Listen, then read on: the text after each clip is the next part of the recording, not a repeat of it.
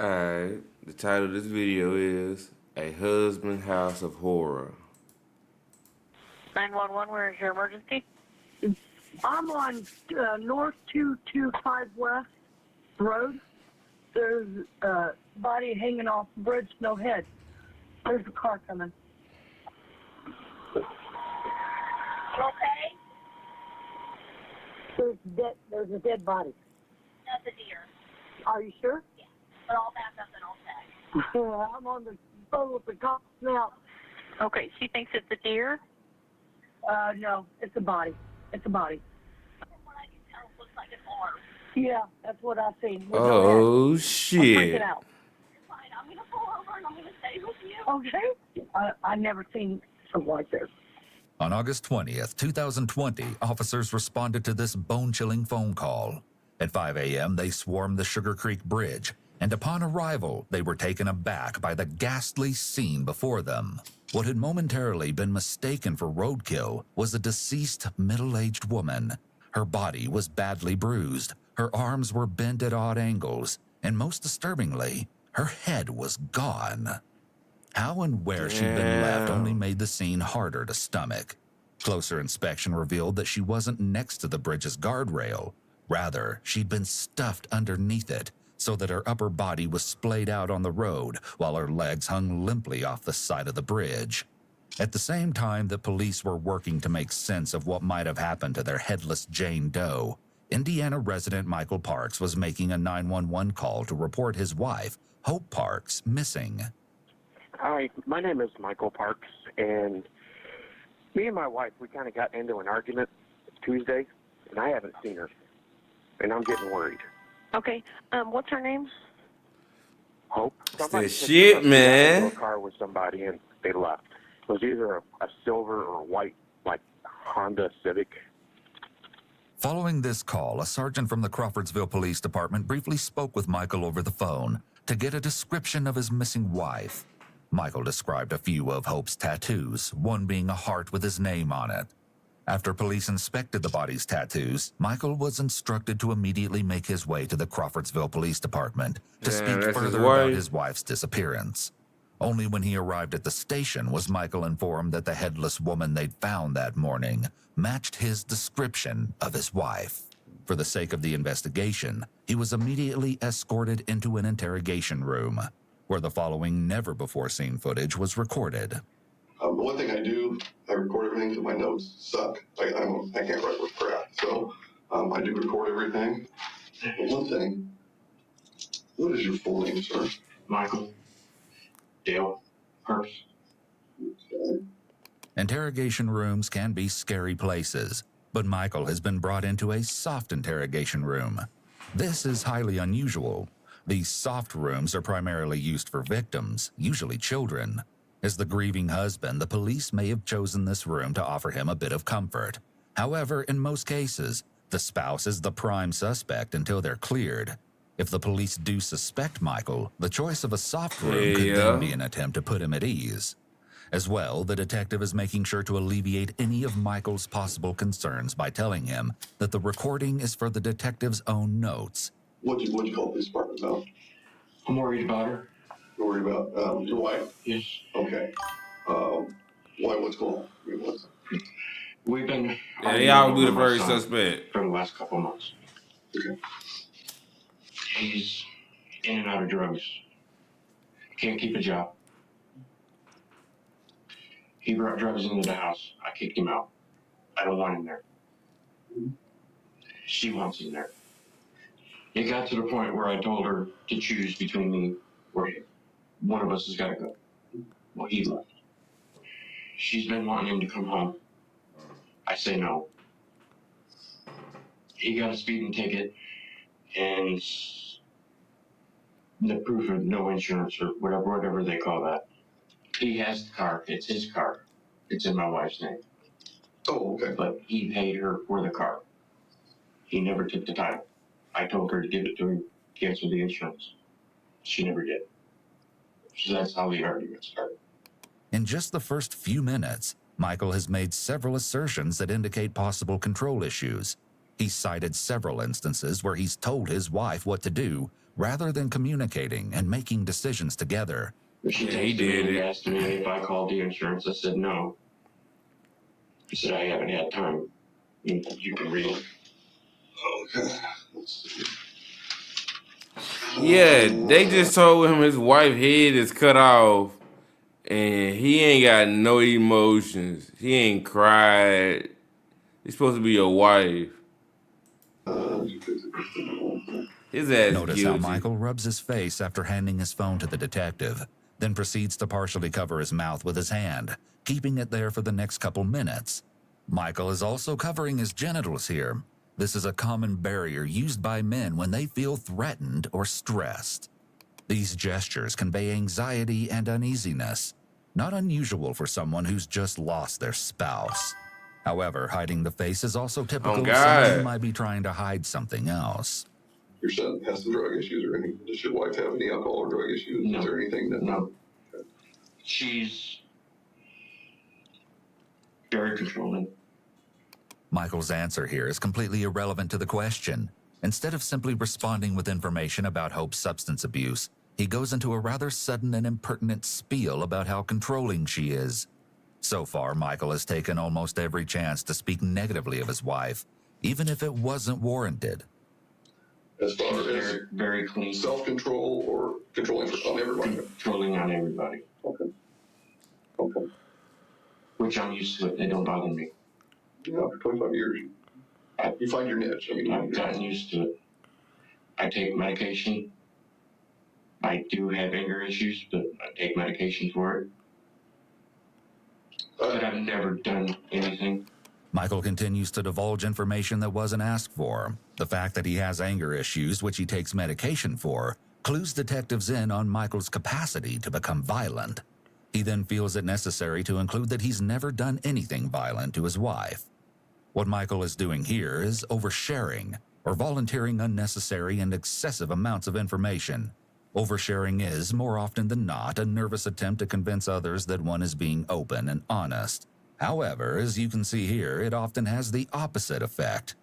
It's entirely possible that Michael could be oversharing to alleviate anxiety, as some people tend to do. Okay.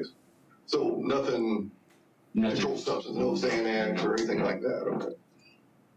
Now, and granted, it's what all families do as well, especially if you're arguing over a kid and stuff.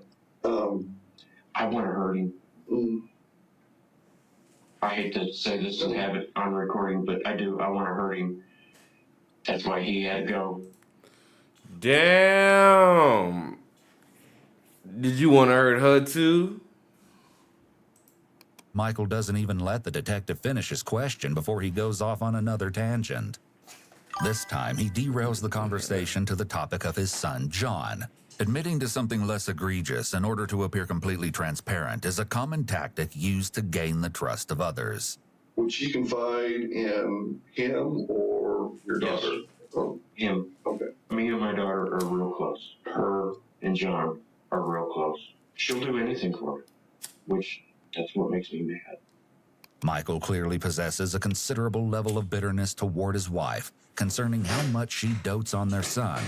Not only that, but up to this point, Michael has centered the entire interrogation around how toxic he believes his wife and son are, painting John as the problem and his wife as an out-of-control enabler. If he did have something to do with what happened to Hope, he's just established a clear motive for himself. Oh God. When she left, you started getting in the car, right? Did you happen to see the driver at all?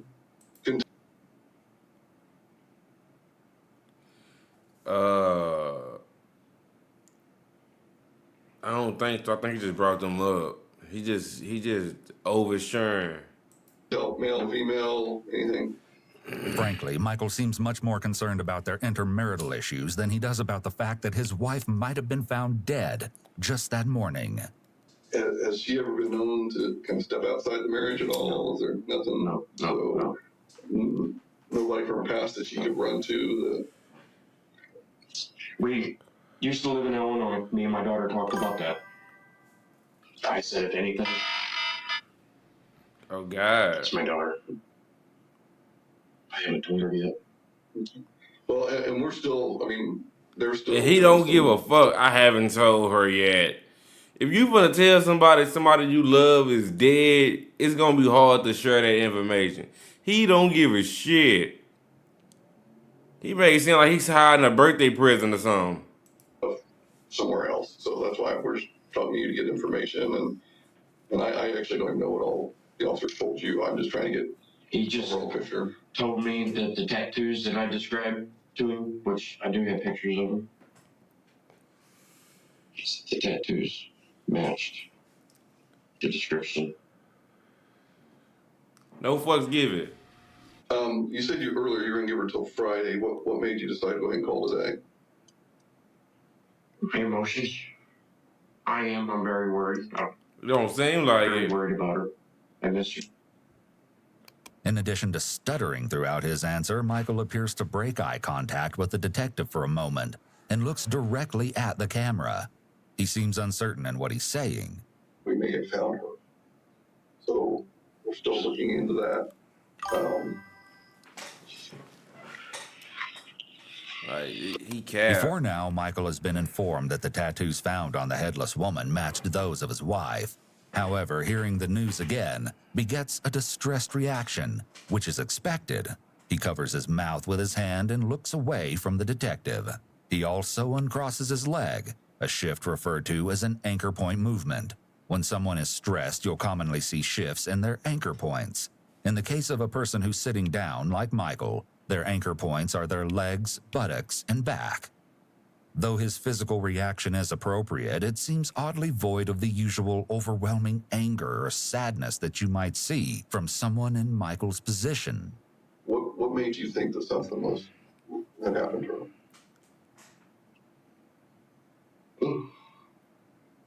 I think it's just stress. I didn't think anything happened to her. It's just worried. I wanted to know where she was. This question is at first met with silence from Michael, perhaps because it requires him to go into detail about how he feels about his wife's disappearance. He seems uncomfortable and exasperated, but he proceeds to mumble an answer from behind his hand. He's going to go over a couple papers with you as far as the consent and just consent to search your house and the car, because there's some things we need to find out about her. Because like I said, I don't know her and I don't know you. Because we need to He hell. find out how she got. Search her car? Yeah. But I'll go ahead and let him fill that paperwork out. I'll step outside and I'll try to get some more information. Michael's body language is very important here. At the mention of needing to search their home and car, Michael begins to noticeably fidget. He rubs his face and his leg begins to shake, though he seems to catch it and get himself back under control. Michael is then left alone in the interrogation room for the next few minutes. He changes positions and fidgets quite frequently. At one point, he even puts his head in his hands. These gestures signify stress and uneasiness. What we'd like to do is be able to get consent, and we'd like to be able to get that from you. Is that something you'd be willing to do? I can bring you the car right now if you want. Normally, a search warrant is required to search someone's property. It's common knowledge that in order to obtain a search warrant, police must have probable cause, or specific facts that would lead a person to believe that evidence of a crime is located on someone's property. However, it's a lesser-known fact that police can simply ask an individual for permission to search their property. The owner's written consent is just as valid as a search warrant, and officers will often try to garner consent to search from the suspect first, especially in time-sensitive cases, as it saves them a lot of precious time and resources. Okay. I'm going to go over this with you, okay, sir? Are you able to read and write and understand the English language? Yes. Okay. So, Note how his hands are positioned. When a person feels threatened or stressed, they'll sometimes subconsciously take up a position that protects or covers their vital body parts. Given the circumstances, he has plenty of reason to be anxious that could have nothing to do with guilt. He might simply be displeased with the idea of strangers rummaging through and taking things that belong to his possibly deceased wife. I got the shakes. would you like you need a bottle of water or anything? Okay. He nervous Also, as Michael's hell. shakes are likely spurred on by intense levels of anxiety and shock that he's experiencing. Shaking is a common physical reaction to bad news. Oh God, he trying to see what he During this left. break in the interview, CPD officers made a beeline for Michael's residence to execute their search. They scanned the exterior of the property before thoroughly searching the inside of the Parks home for any clues as to where Hope might have gone on the night that she disappeared. What they would find in and around the Parks property would only raise more questions about Hope's disappearance. Questions that detectives hope Michael can answer for them. Following the break, detectives bring Michael back into the interrogation room in hopes that he may shed some light on their unexpected findings. Do you know of anybody that would want to hurt her?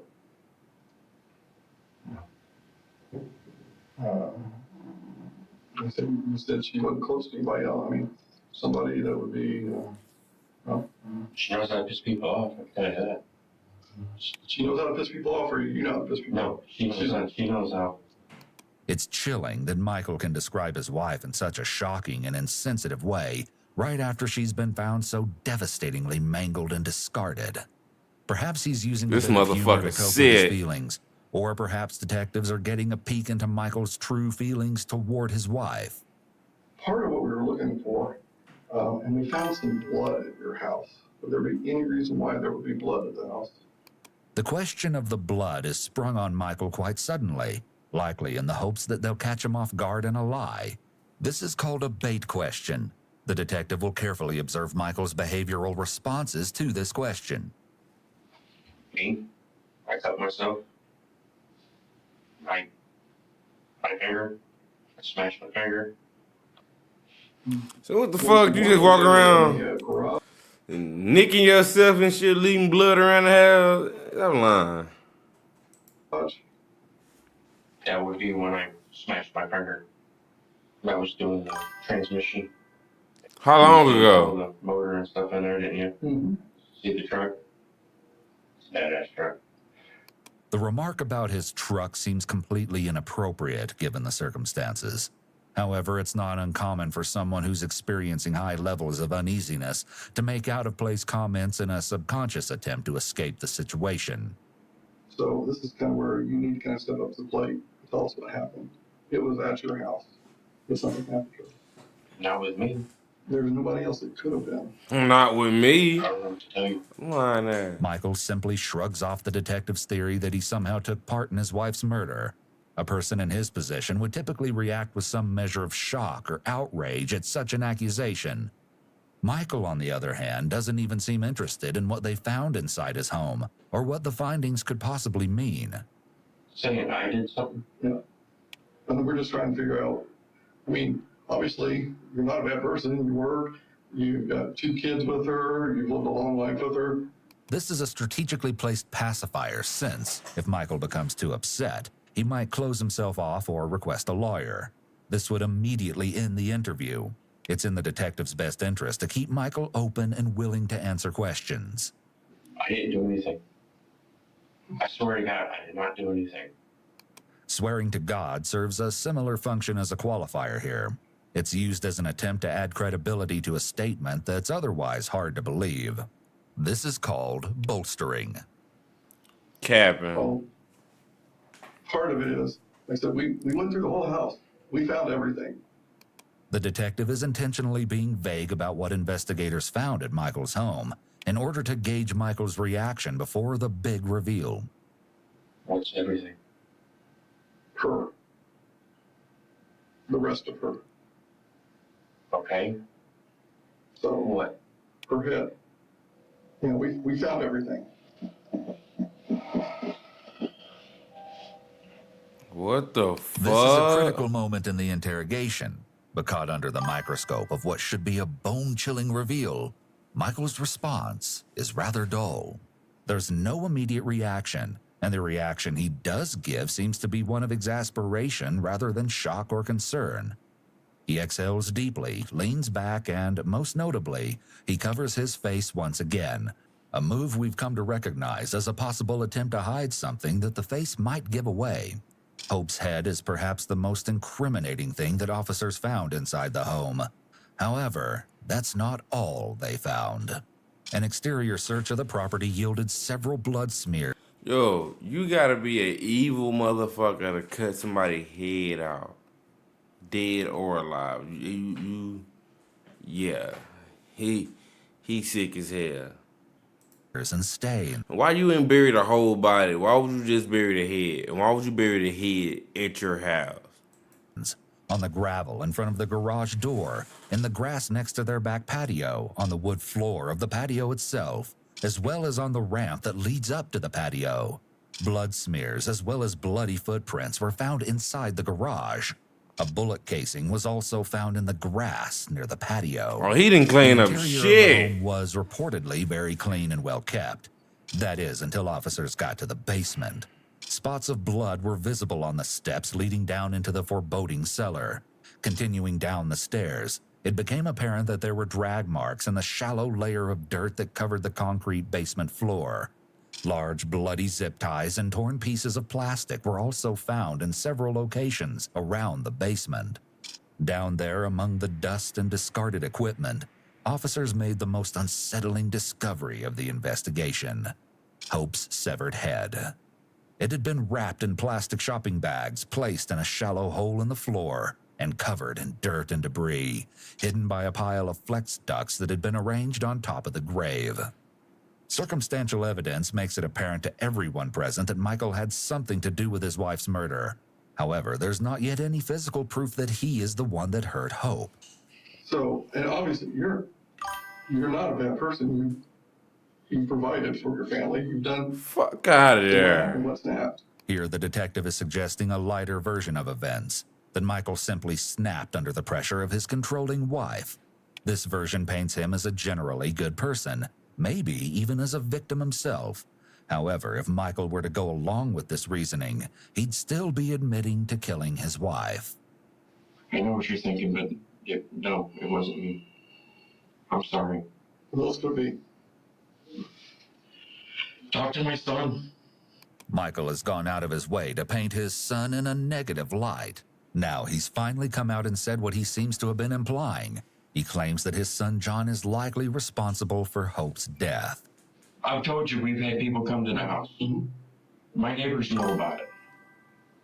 Yeah, I've talked That's to him dirty about this, work. But part of it too, you're telling your son, if he's screwing up, then, you need to step up to the plate. And if you screwed up, you need to step up to the plate. Yes, I understand. There's nobody that's going to hurt your wife like you would hurt her. And that's what happened to her. It wasn't me. No. Before Michael denies involvement this time, we catch a brief moment of hesitation, as if he's thinking about something before he seems to snap back. He then makes several sudden movements. He shifts his legs, buttocks, and back, all three anchor points that we discussed earlier.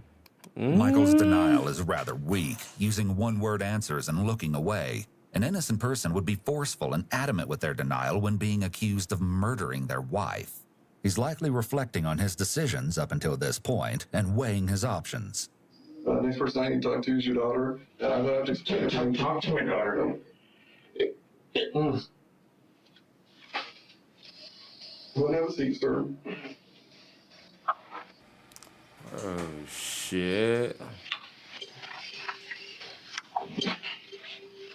The detective instructs Michael to sit back down to reassert his authority and for safety reasons, as he wants to be able to see him. Michael's resolve is visibly wearing down under the pressure. Pacing is notoriously a nervous act, an effort to release nervous energy and ease mounting tension. Something happened to her that night, and something happened to her at your house. You were the only one there at your house that night. I guess this is the part where I need a lawyer. Because you're not listening to me. To invoke one's right to an attorney, the suspect should unequivocally declare that they want to speak to an attorney. However, if the suspect gives a more ambiguous remark about obtaining counsel, most courts require the interrogator to inquire further to clarify their desire. Michael has not yet stated clearly that he wants legal representation. I guess this is the part where I need a lawyer. Therefore, detectives can legally continue to question him, but ideally should have clarified if he was requesting counsel or not before continuing. Otherwise, they risk the rest of his statements being inadmissible. I'll answer your questions. I'm just saying I didn't do this. Okay. And you can ask me this 100 times, and I'm still going to tell you I Nah, did no not do cap. this. You're the only one at the house. You're the only one who can know what happened to your wife. Okay? You didn't mean to do this to her. Michael's body language indicates that he shut down. The protective position of his arms across his body is a self-soothing behavior that indicates that he's closing himself off from the situation, likely due to sheer discomfort and stress. So we're trying to ask you, how did she lose parts of her body in your house? No clue. You have a clue. Oh. No, I do not. Yeah. There's nowhere else for us to look. There's nowhere else for us to go. There's nobody else to talk to about this. But All right, I want a lawyer. And just like that, the interview is over. This time, Michael has clearly communicated his desire to speak to a lawyer. The detectives are no longer allowed to ask him any more questions. Say so I can smoke. It's better if I have to. Over the next 10 minutes, Michael attempts to make conversation with the detective who's no longer inclined to speak with him, since the detective can't question him any further. After the detective refuses to allow Michael another smoke break, Michael gets up and begins to anxiously pace the room once more. When he sits back down, he sits on the side of the couch that's the farthest from the detective. This clearly communicates his desire to escape the situation as soon as possible. Finally, the silence is broken by a police officer who has come to put Michael in handcuffs. His hopes of removing himself from the situation are dashed. You guys got this all wrong. Can't talk to you anymore, but it's Michael makes one last plea of innocence, but detectives are no longer feeding into it. He's escorted to a holding cell by a pair of armed police officers. However, this isn't the last that detectives will hear from Michael. Over the next few days, officers continue to investigate the Parks' home and cars, follow up on potential leads, and speak to the couple's friends and family members. Detectives have lost hope of getting any valuable information out of Michael. That is until 4 days later, when he unexpectedly requests to speak to detectives again without a lawyer present. Yeah, he ready to crack now. He ready to talk. sure you remember me from the other day. Okay. This interview takes place the following Monday. It was Tuesday. I got off work early, 3:30. I was home by 4:15. Kids came over. Like I said, that was not a lie. We were arguing, like I said, over my son. I was on the back porch after everybody left. I was going to shoot a groundhog. I had groundhogs in the backyard. I knew it. My neighbor does. He never came back. I went to discharge the gun. I shot 3 rounds into the tree. I went in the house. I was going to clean the gun. I sat at the kitchen table. It went off. There was still 1 round in it. She hit the floor. She was fixing dinner. I panicked. I just flat out panicked. I didn't know what to do. So you took her fucking head off and put her body on the freeway? This sound like bullshit to me. In the state of Indiana, accidentally killing someone doesn't make a person guilty of murder. To be considered a murder, the prosecution must prove that the killing was intentional. Therefore, if detectives accept Michael's version of events, then the most Michael can be charged with in the state of Indiana would be reckless homicide. Even then, in order to win a reckless homicide charge, the prosecution would have to prove that Michael was acting recklessly, and that his recklessness somehow led to Hope's death. There's blood everywhere. I covered it up. I picked everything up. I cleaned the mess up. I put it in the garbage. Everything else is just kind of blurred. If Hope's death was an honest accident, it doesn't make logical sense that he would try to cover it up.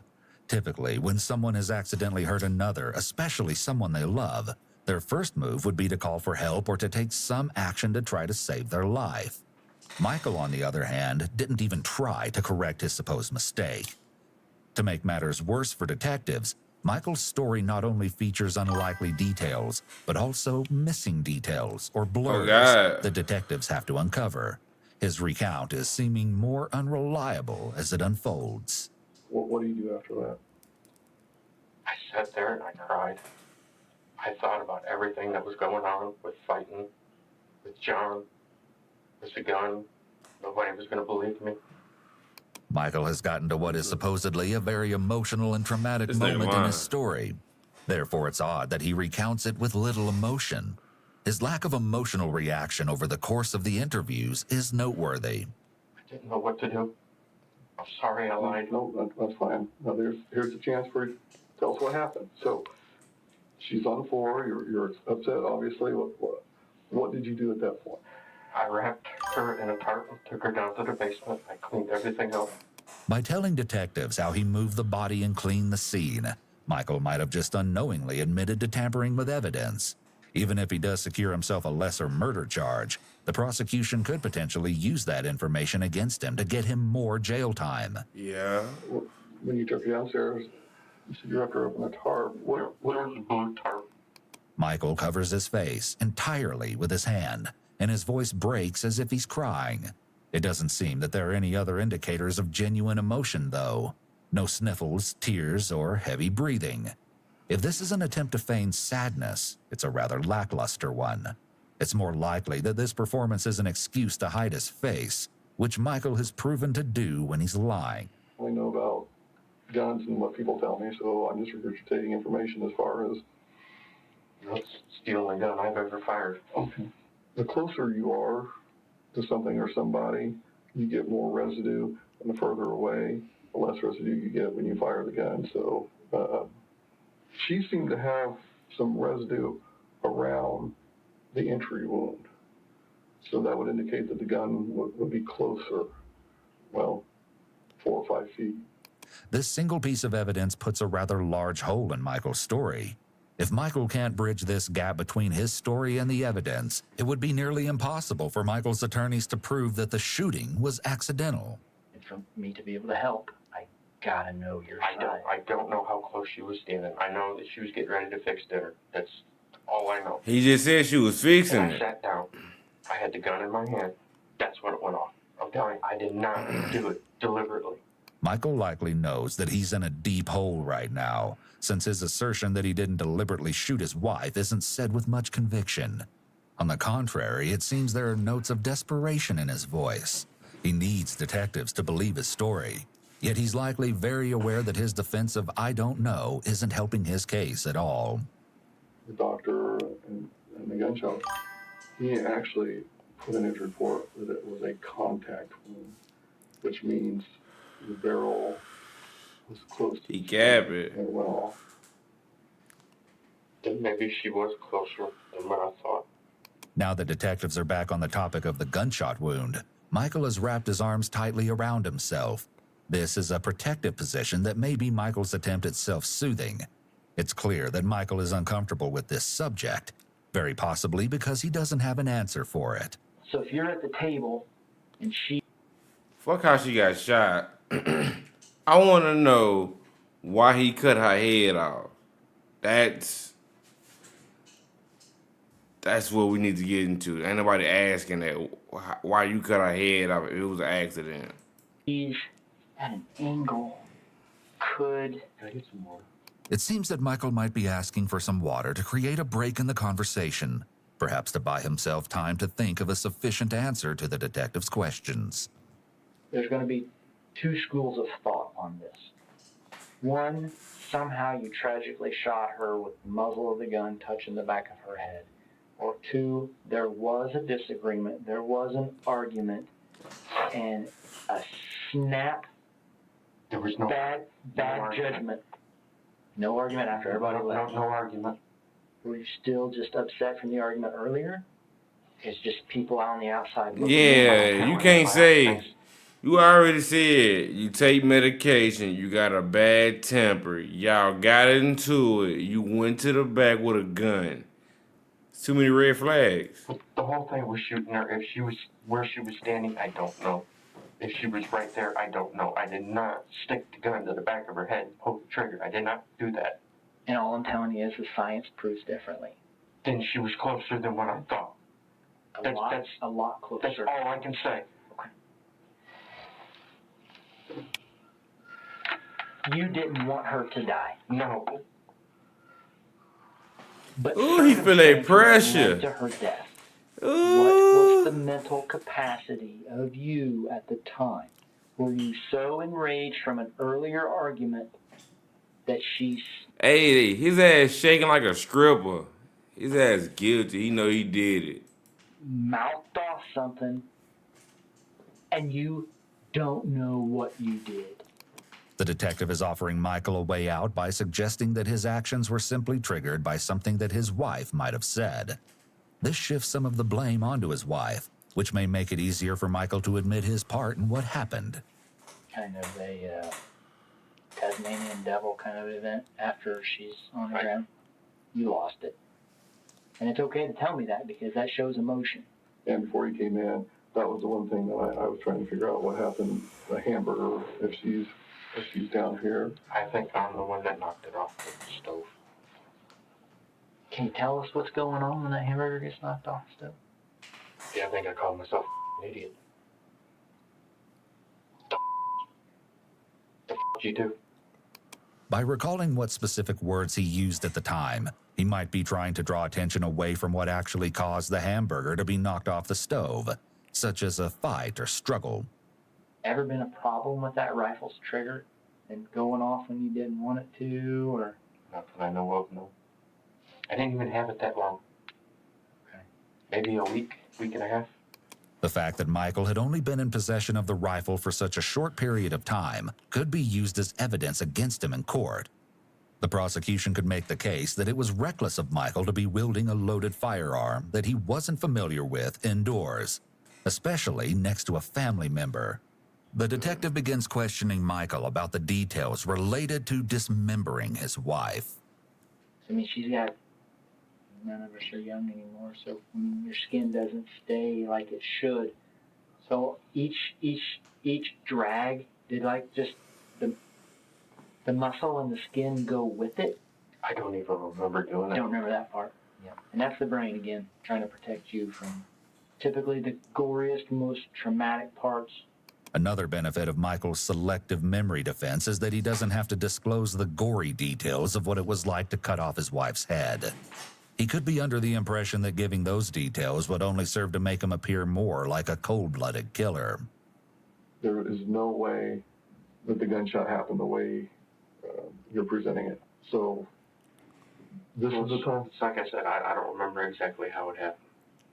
His ass lying. Didn't kill her on purpose or didn't shoot her on purpose? I didn't shoot her on purpose. The detective's question implies that Michael might have intended to shoot Hope without intending to actually kill her. However, under Indiana law, this is actually somewhat of a false dichotomy. Murder in Indiana is classified as any killing done purposefully or knowingly. Here, knowingly means taking action without the specific intent to kill a person, but nonetheless with knowledge that death is substantially certain to occur. Since the evidence from Hope's autopsy proves that Michael shot his wife at point-blank range, even if he didn't exactly intend to kill her, Michael could still be convicted of murder simply because he was knowledgeable that such an action would almost certainly result in her death. It just Yeah, he was trying to kill her. So, in your opinion, would you call that just recklessness?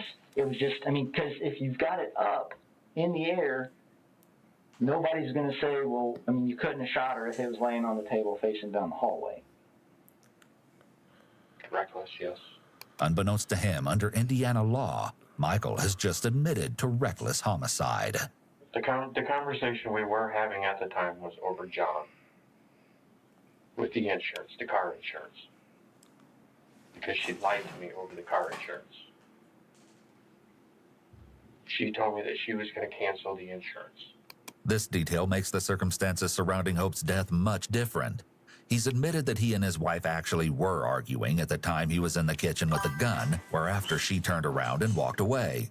This version of events shows an obvious motive and opportunity for Michael to shoot her in the back of the head. It makes you wonder what else Michael has lied about thus far. Are you a fist pounding kind of guy when you're mad? You're like, damn it, woman, just do what I'm asking you to do. And the gun was in your hand, unfortunately, at that time. Oh, Squeeze shit. reflex. Yes.